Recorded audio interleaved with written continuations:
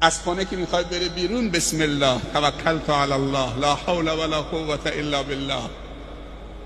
فرشته میگه که هدایت شدی، حفاظت شدی، کفایت شدی، شیطان از تو دور شد. اگر کسی در روز 100 بار بگه لا اله الا الله، از اون بهتر روی زمین کسی وجود نداره مگر یک نفر. اون یک نفر کسی که همتش بالاتر باشه 101 بار بگه فقط. یعنی قلم دست خودته،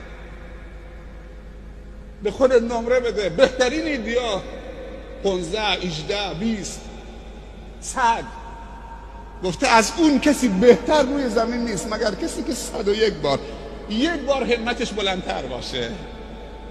بهترین ذکر خدا تلاوت قرآنه. خداوند میگه 2 تا صدا من خیلی دوست دارم که اونو همیشه بشنوم. 2 تا صداش دوست داشتنی ترین صداها نزد الله تبارک و تعالی است. یکی صدای بنده من هنگامی که با کلام منو یاد میکنه، تلاوت کلام من میکنه، و رتل القرآن ترتیلا. و یکی صدای آه و ناله و گریه و زاری بنده من که دست رو بلند میکنه بر گناهانش گریه میکنه، میگه یا رب یا رب یا رب. میگه این دومی وقتی دستش بلند میکنه من شرمم میاد که بندم دستش بلند کرده میگه یا رب یا رب یا رب.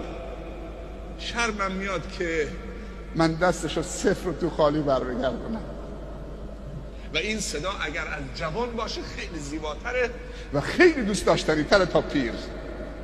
پیر باید توبه بکنه ولی جوان ابزار گناه در اختیارشه و هنوز به خودش میگه هنوز زوده وقتی پیر شدم.